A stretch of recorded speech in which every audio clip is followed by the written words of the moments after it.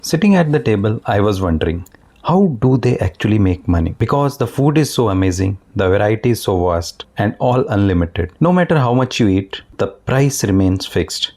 As I pondered this, I checked online and found out that the stock price has plummeted by 88% from its peak, hitting an all-time low. We finished our meal and left, but the thought stayed with me. When I started researching, what emerged was not just about one falling stock, but about a declining empire that once ruled India's dining space. Barbeque Nation is a brand that introduced us to the live grilling experience right at the table. Today, that same brand is facing its biggest crisis. Let's dive deeper into Barbeque Nation's journey from success to struggle. It all started in 2006 at famous Sayaji Hotel in Indore, where hundreds visited daily. But during winter, one complaint kept recurring. The kebabs were amazing but got cold by the time they reached the table. Initially, no one paid much attention to this, but the restaurant manager, Prasanjit Chaudhary, took it seriously. He thought, why not cook the food right at the table to ensure it stays hot? This idea gave birth to a concept that forever changed India's restaurant culture. Prasanjit presented this idea to the hotel owner Sajid Dhanani, suggesting a small live grill setup at each table with charcoal, allowing customers to grill their own food. Sajid found the idea promising and quickly set up a live grill counter in the hotel for testing. The customer response was overwhelming. They loved the experience so much that they returned not just for the food but for the experience itself. Seeing this, Sajid realized this was not just a small innovation but a full business model. A few months later, they decided to launch the first Barbeque Nation outlet in Mumbai's upscale Pali Hill area. It was a big risk. The rent was high and customers were very selective, but they took it anyway. The outlet's price was just rupees 450 per person,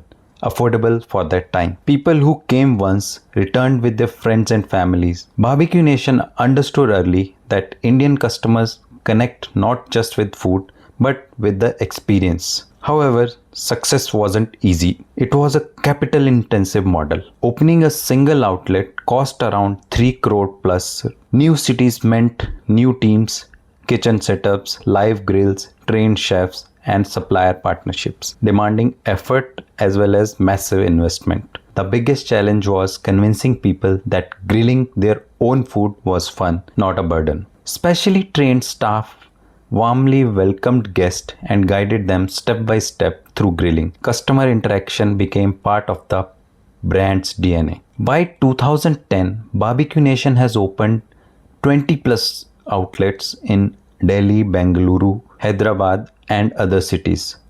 Initially, the focus was on metros where customers were adventurous and had higher spending power. Rupees 600 to 700 per meal was seen as a worthy experience. Word of mouth helped the brand grow rapidly. In 2013, private equity firm CX Partners invested rupees 110 crores in Barbeque Nation. But tragedy struck when founder Sajid Dhanani suddenly passed away. He was the visionary behind the brand foundation, and his loss was a huge blow to the company and its employees. At that time, his younger brother Qayyum Dhanani took over and steered the company forward. So, why did Barbeque Nation become so popular in India? The secret was over-the-table barbecue concept. While others restaurants served cooked food, Barbeque Nation dominate the Rift with Opera GX. Install any official LOL esports mod from GX Store to unlock bonus content and features. Browse the collection and choose a mod. Open GX Corner and scroll to the Riot section with a brand new co-streaming hub. Set your language and choose a stream. Only on the browser for gamers. Only on Opera GX.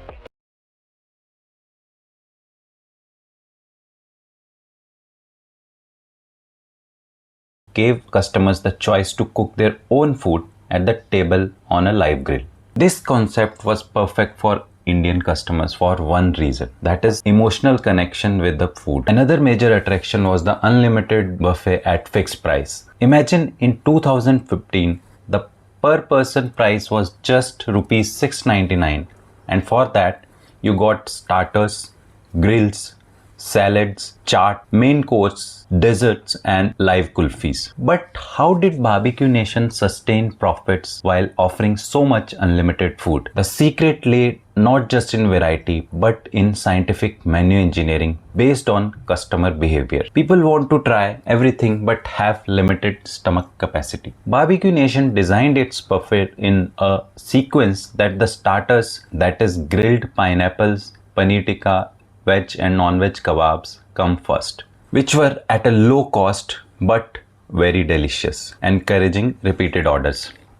Salads and chaat comes second, which filled people quickly, and by the time customers reached the costly main courses like biryani or chicken curry, 80% of customers were already full. Dessert like kulfi were carefully controlled in portion size and flavor to keep costs down. Another key was footfall and table turnover. Though margins were thin, volume brought profits. Each table turned over 1.8 to 2 times daily, well above the industry average of 1.3. Waiters were specially trained to serve fast, rotate orders smartly, and manage crowd efficiently. Beverages like mocktail and add-ons, which had higher margins, were separately charged, helping profitability. Barbecue Nation also realized growth meant moving beyond metros. Rent in cities like Jaipur or Lucknow was far cheaper than mega cities like Mumbai or Delhi. Plus, the novelty of experience attracted excitement for festivals, special occasions, and monthly family outings. Birthday celebration became a special USP. Lights dimmed, staff clapped and sang, and complimentary cakes offered. Customers shared these moments on social media, giving Barbecue Nation free marketing. With 160 plus outlets across India, the logical next step was an IPO. However, success soon saw hurdles. The biggest blow was COVID-19 in 2020. With lockdowns, dining out stopped, which kills Barbecue Nation's dining experience, driven by live grill and social celebrations. Other restaurants shifted quickly to delivery and takeaway. Barbecue Nation tried barbecue in a box, but it couldn't generate enough revenue to offset losses. In 2021, as conditions improved, Barbecue Nation launched its IPO at Rs 500 per share during the easing of the second COVID wave. The IPO was 6 times oversubscribed and prices surged to 1950, nearly a 290% jump. But by early 2022, market sentiments changed. Investors moved away from heavy operational cost businesses and prices slid back near 500. Since 2019, the company did grow revenue but far slower than its rapid outlet expansion. Overexpansion was a major mistake.